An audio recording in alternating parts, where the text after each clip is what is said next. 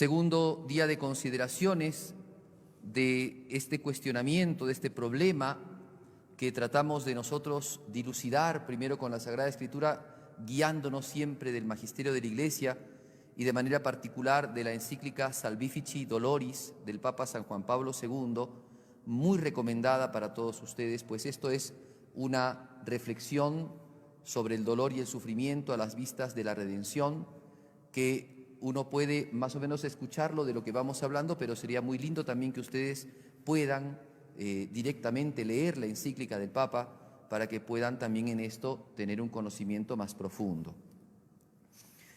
Quiero tocar una frase del apóstol San Pablo que nos tiene que llevar a la reflexión de la realidad en la que vivimos. San Pablo, en el capítulo 8 de la carta a los Romanos, en el versículo 22, va a decir lo siguiente: sabemos que hasta el momento la creación entera gime y siente dolores de parto. Podemos decir entonces, con San Pablo y mirando de rostro a la creación, de que no solamente el hombre tiene dolores, sino que la misma naturaleza sufre dolores. Podemos decir, por ejemplo, de los animales. Los animales son seres que perciben el dolor, perciben el dolor físico, perciben también la tristeza.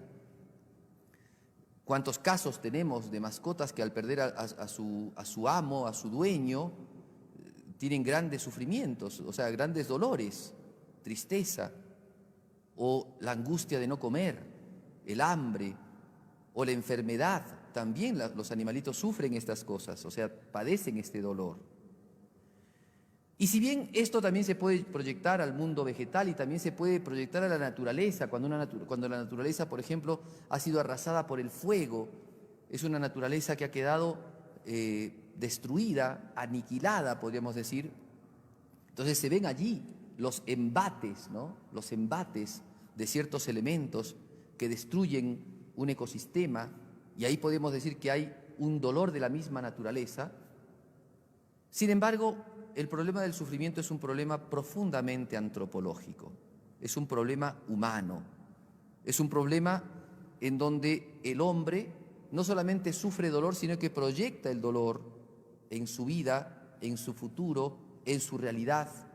Y esto decimos que entra en el ámbito ya no solamente del dolor como una anomalía física, como una enfermedad, sino del dolor como sufrimiento.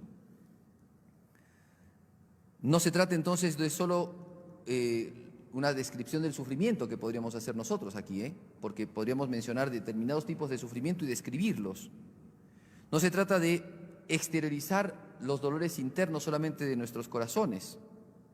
Es más, ya hay una ciencia, la ciencia médica, trabaja en torno al dolor, o sea, trabaja curando al hombre del dolor, de los padecimientos que el hombre tiene en el orden físico.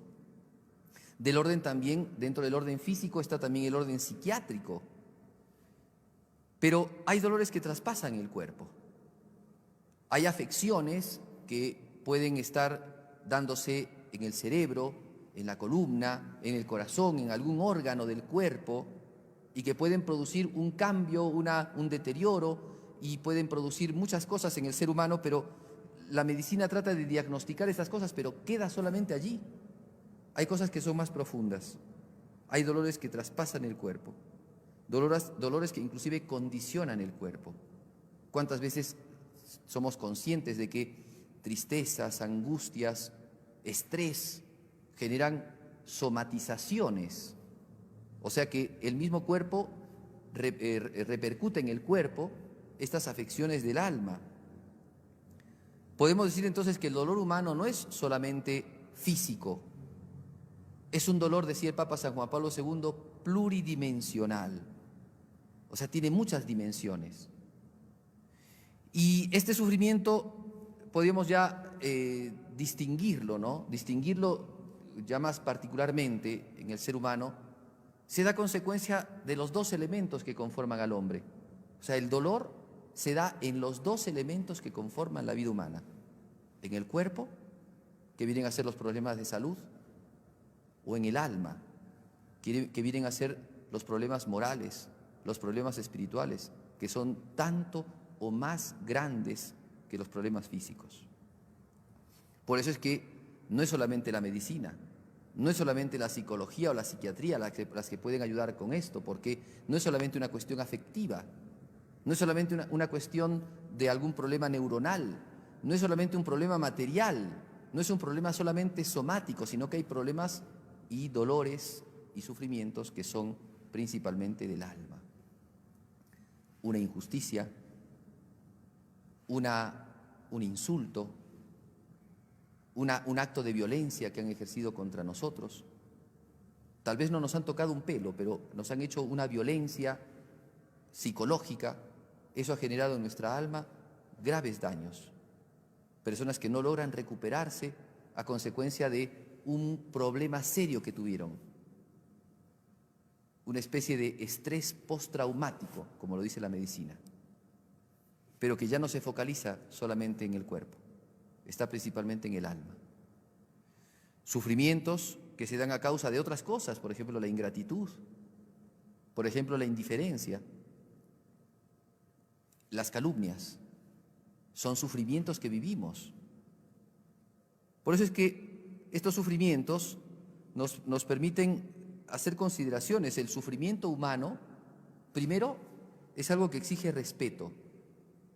Si una persona está sufriendo y otra persona se burla de ese sufrimiento, esa persona, digamos, la persona que se ha burlado es una persona que no tiene entrañas de misericordia. Es una persona que no tiene, hoy día le dirían empatía, pero es más que solamente la empatía. Es una persona que no tiene corazón. El sufrimiento humano, la primera cosa que merece de nuestra parte es respeto. La segunda cosa que el sufrimiento humano debe llevar a nuestras consideraciones es a la compasión. Es decir, al tratar de, en nuestras medidas, ayudar a las personas que están padeciendo este sufrimiento. Tratar de, tal vez no podamos solucionarlo, pero sí acompañar a las personas en el sufrimiento. A veces las personas no pueden salir de un sufrimiento. Una persona que se encuentra, por ejemplo, impedido de la libertad, se puede ayudar a que sea menos que sea menos su pena dentro de los centros de detención. Pero no se puede hacer mucho más.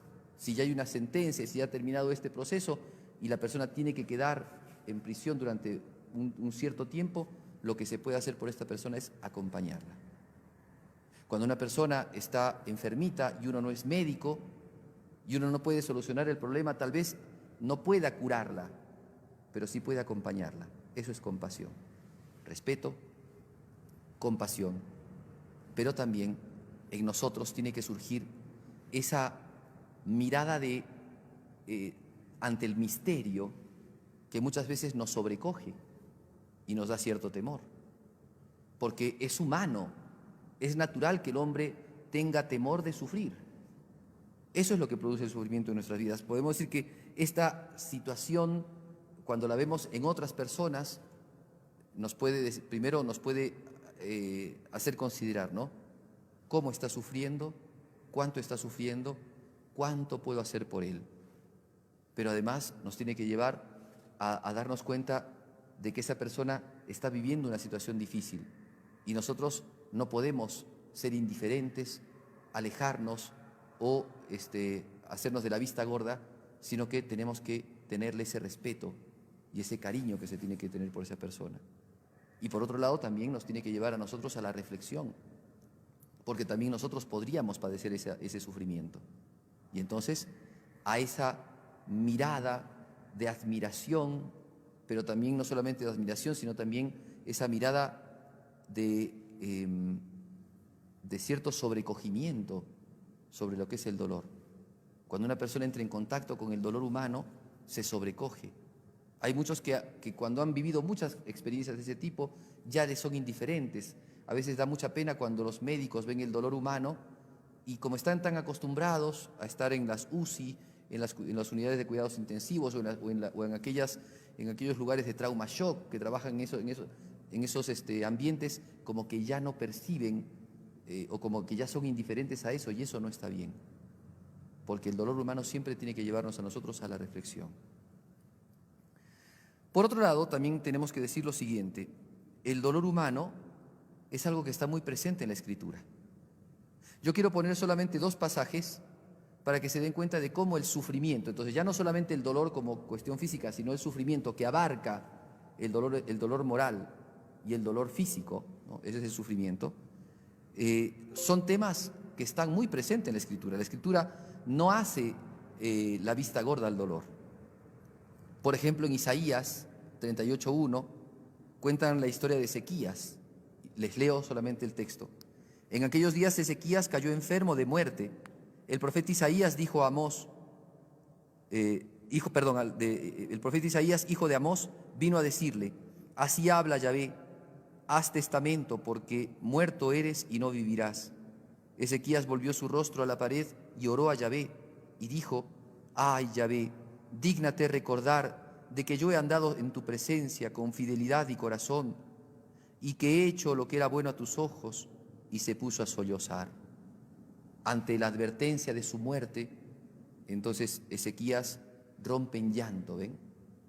Tal vez estaba enfermo, pero nadie le había declarado que iba a morir. Podía ser una enfermedad pasajera, pero al enterarse de que esa enfermedad lo va a llevar a la muerte, se pone a sollozar. Sufrimiento. Sobre el dolor, un dolor espiritual. Tobías, en el capítulo 10, dice así: Tobit, mientras tanto, llevaba cuenta uno por uno de los días de ida y vuelta. Cuando se cumplió el plazo sin que su hijo hubiera regresado, había enviado a su hijo, ¿no? Se cumplió el plazo en que su hijo tenía que haber regresado, pensó: ¿habrá algo que lo retenga allí? ¿Es posible que haya muerto Gabael y que no haya nadie que le entregue el dinero? Y empezó a ponerse triste. Ana, su mujer, decía: mi hijo ha muerto y ya no se encuentra entre los vivos.